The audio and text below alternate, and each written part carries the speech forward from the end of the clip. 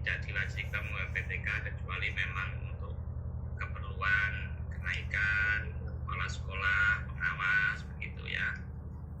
Jadi karena memang tuntutannya tidak itu, gitu ya tuntutannya.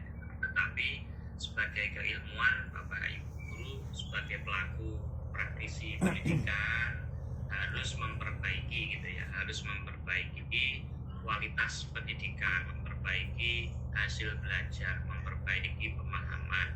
Dengan cara apa? Dengan cara meneliti secara ilmiah, gitu. Meneliti secara ilmiah untuk perbaikan itu sendiri. Jadi memperbaiki itu tidak instan, kita lihat kasat mata, wah ini kurang baik, ya secara praktis itu yang Bapak Ibu lakukan saya gitu. Tapi secara ilmiah maka perlu dilakukan penelitian, dan PTK ini sebagai salah satu yang wajib Bapak Ibu pahami, ya, pahami sebagai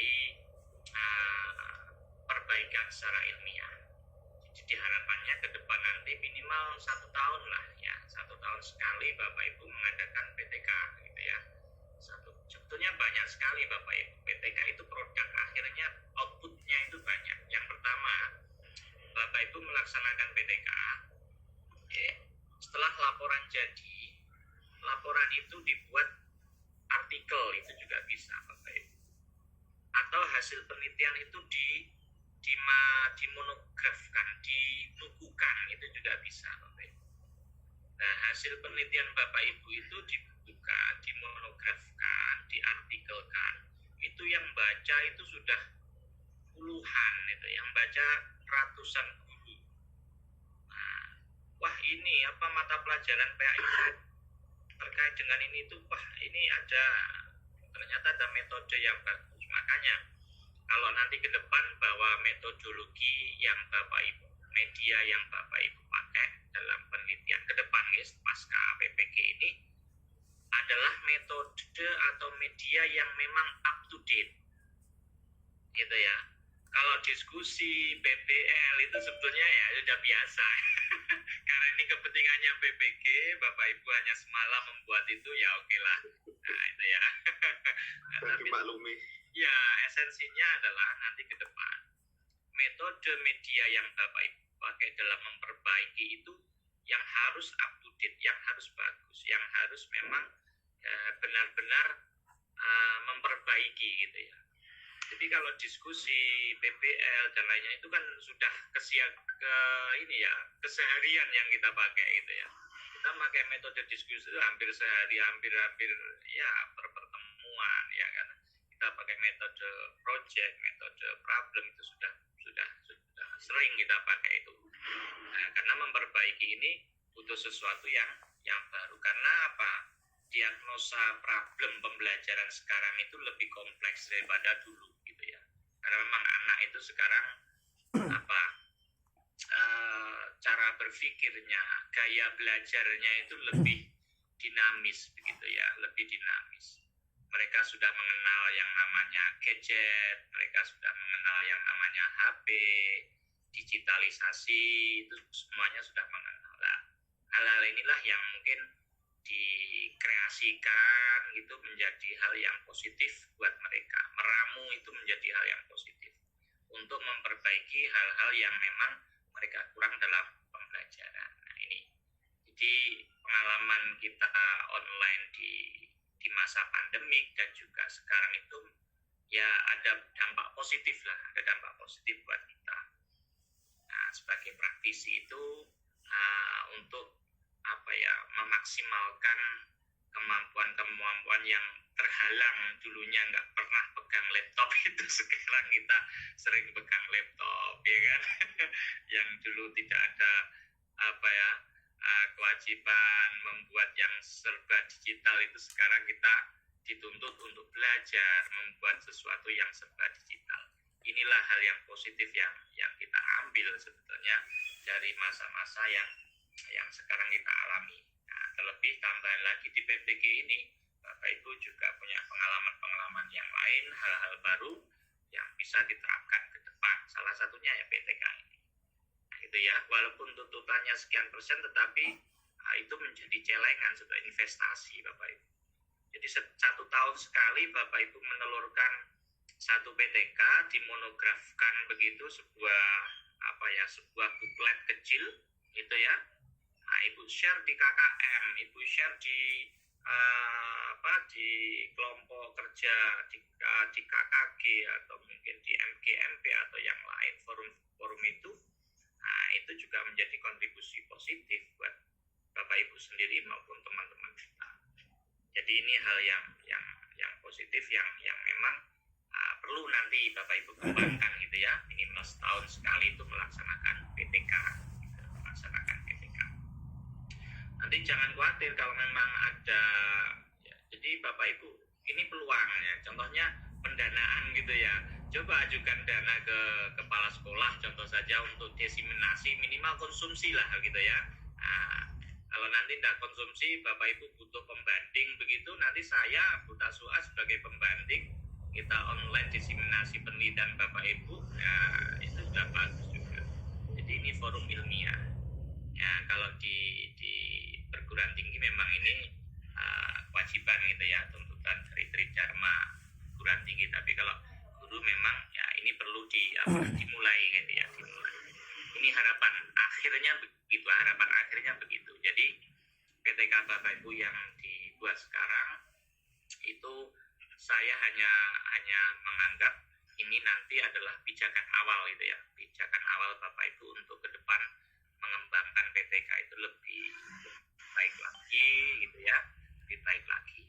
Jadi ini celengan Bapak Ibu untuk UKIN itu sebenarnya, untuk portfolio minimal ada satu yang bisa diupload gitu ya, untuk publikasi ilmiahnya. Dan semoga nanti Bapak Ibu portofolionya tidak hanya inilah untuk publikasi, ada yang lain ya monggo. Pernah meneliti 3 tahun terakhir ya, wah ini luar biasa juga. Itu. Baik Bapak Ibu, jadi tetap prosedurnya kita laksanakan ya. Jadi setiap peserta nanti presentasi menggunakan PowerPoint, saya ingin tahu minimal singkat saja gitu ya. Poin dari penelitian Bapak Ibu yaitu ada judul, terus judul itu mengapa judulnya begitu, terus ada rumusan yang di ini biar kita tahu rumusannya apa. Setelah itu langsung pada hasil itu ya hasil dari siklus 1 dan siklus untuk 9 yang pertama ya, 9 yang pertama ada Pak Fikri, Pak Roni, ya, Pak Zainal. Nanti setelah itu hari keduanya mulai dari Pak Abdul Malik, ya Pak Asep dan seterusnya. Itu untuk mengetahui pemahaman pergaulan bebas dan perilaku zina pada kelas 10 TPM 1 SMK Negeri 3 Jombang. Yang kedua, untuk mengetahui apakah problem based learning dapat meningkatkan pergaulan bebas, dapat meningkatkan pengetahuan tentang pergaulan bebas dan perilaku zina pada kelas 10 TPM 1 SMK Negeri 3 Jombang. Hasilnya, kondisi awalnya dilihat dari hasil belajar menunjukkan bahwasanya hanya atau baru dari 16 siswa, baru 6 siswa saja yang nilainya di atas KKM. 10 lainnya masih belum menunjukkan kemampuan yang di atas KKM. Itu hasil penelitian di kondisi awal. Kemudian hasil setelah melaksanakan siklus 1, berdasarkan hasil evaluasi tes akhir dari siklus pertama, dapat diidentifikasikan bahwa siswa mampu memahami dengan ketuntasan 10 siswa, sedangkan naik dari 6 siswa ke 10 siswa, jadi tinggal 6 siswa saja yang belum. Kemudian di siklus kedua dari 10 siswa ke 14 siswa, kalau di presentasi akhirnya mendapatkan skor 87,5%. Kemudian ini adalah tampilan dari grafik peningkatan pemahaman siswa.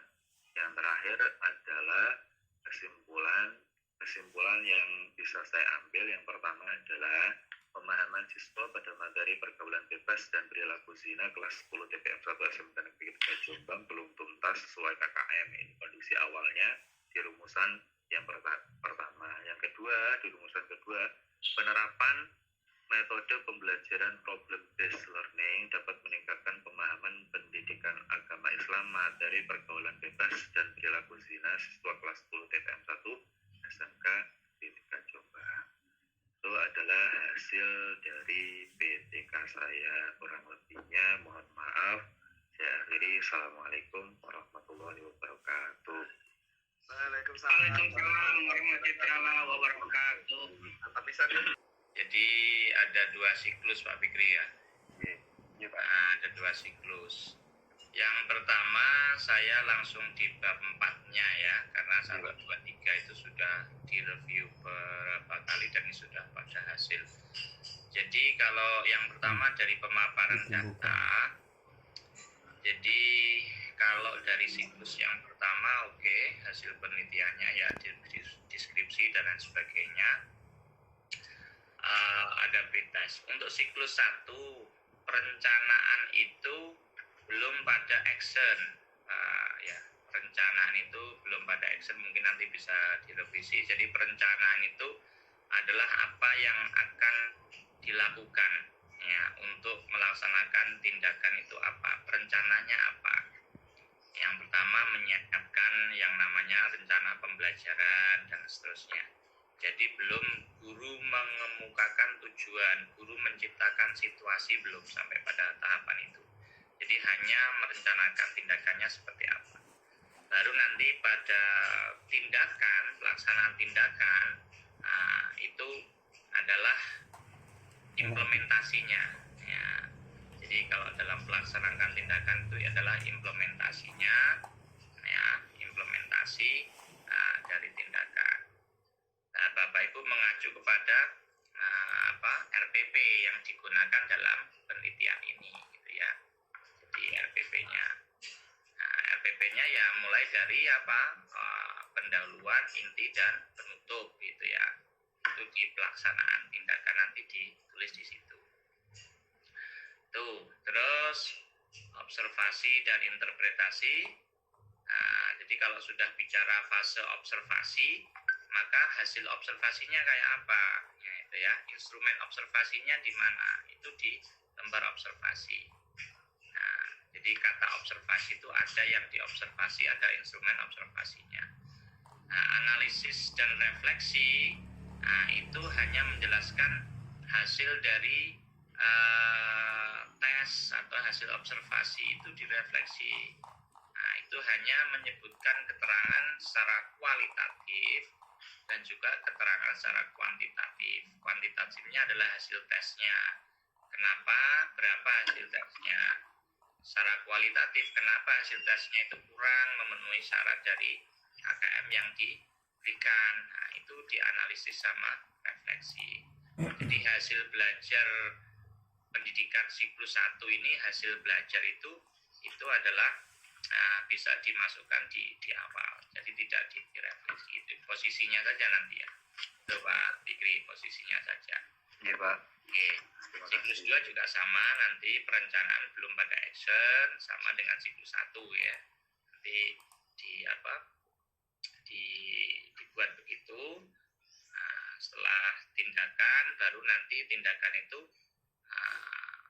sesuai dengan RPP yang dibuat. Mulai dari mengerjakan soalnya sudah tinggal nanti sistematikanya saja. Nanti. Ya Pak. Oke, terus analisis sama refleksi juga sama di siklus kedua. Nanti itu hanya hasilnya saja. Jadi hasil secara kuantitatif sama kualitatif itu saja. Oke. Terus kesimpulan saran sudah oke lah. Nah, ya, sarannya kepada siswa, bagi guru, bagi sekolah gitu ya. Oke. Terus ini 2 siklus saja Pak Fikri ya. Masukkan sandinya. Oke, siklus. Oke.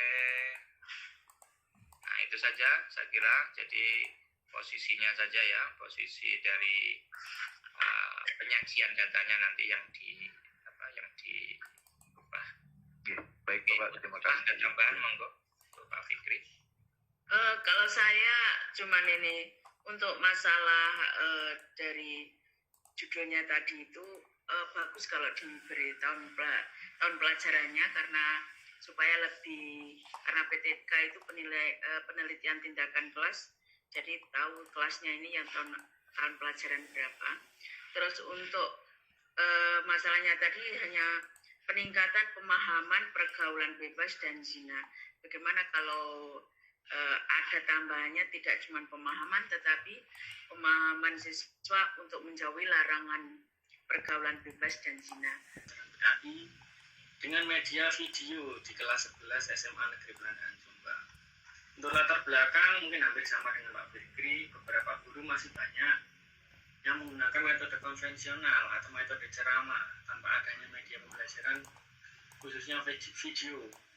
Jadi beberapa masih berbagi cerita tentang pelajaran yang akan disampaikan atau materi pembelajaran, sehingga keaktifan siswa dalam proses pembelajaran masih kurang. Sebenarnya masih banyak metode dan media pembelajaran yang dapat diterapkan untuk menarik keaktifan siswa. Salah satunya yaitu video.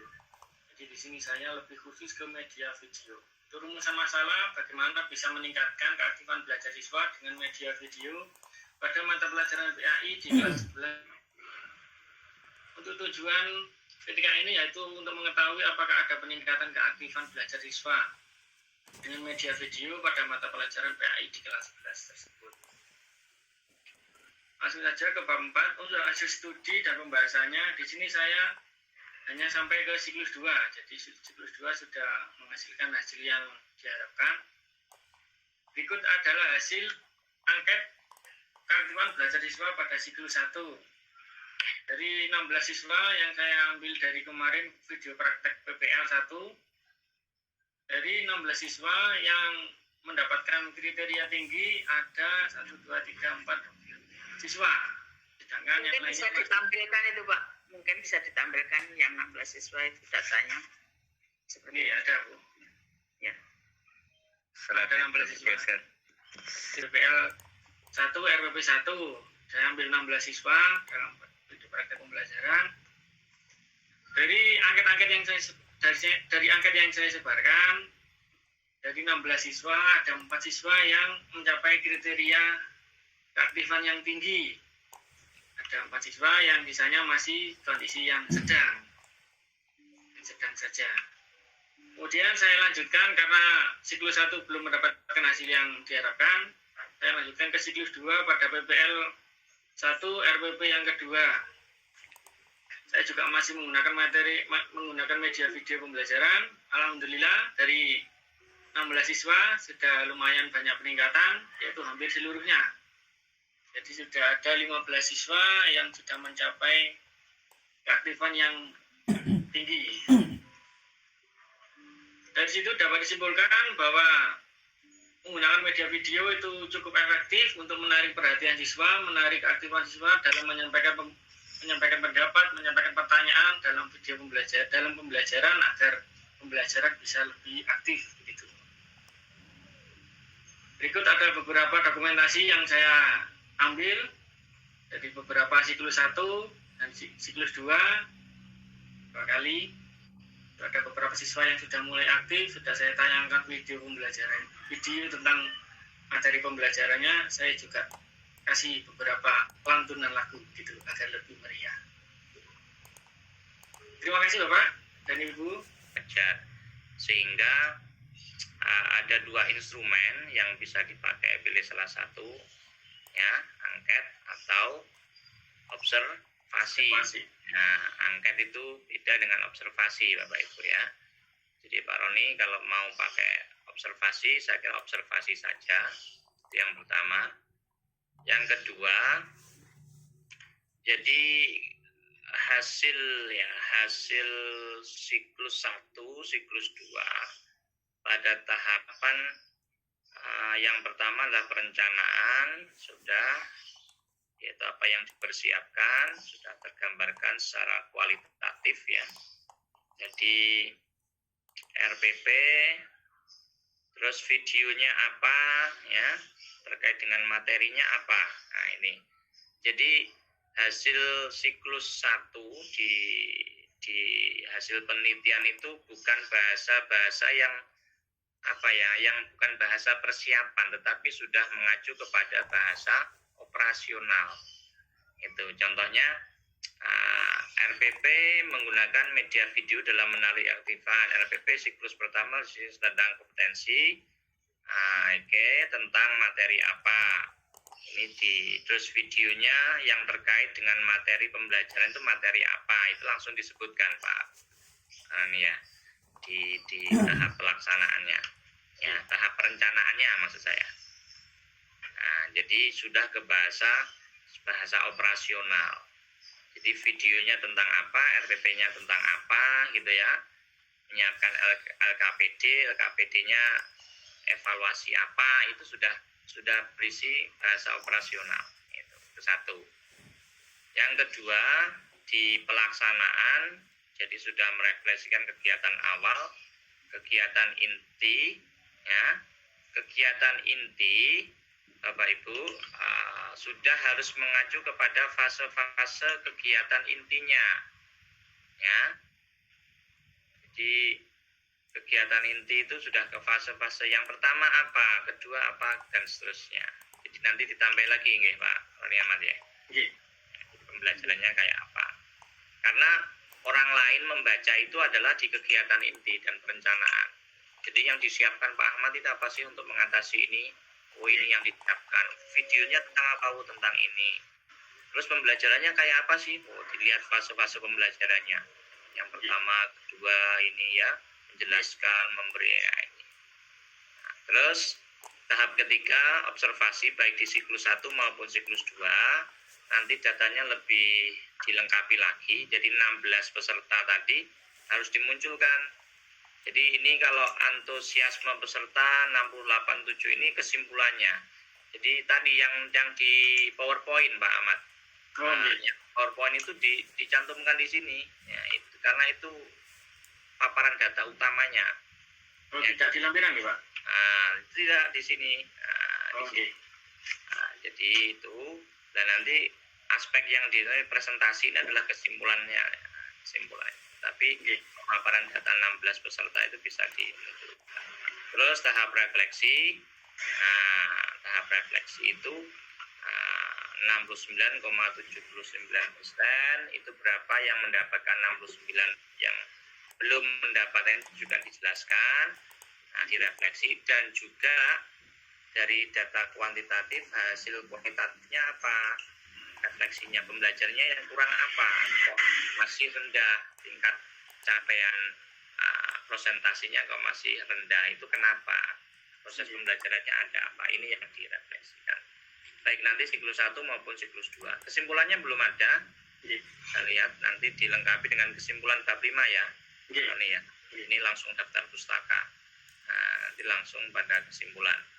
Bapak Ibu, daftar pustaka abjad dari nama pertama ya, A, B, C itu Pak Roni, Dr. Abdul Salim S terus Buddha ya, nanti di abjad di alfabetikal.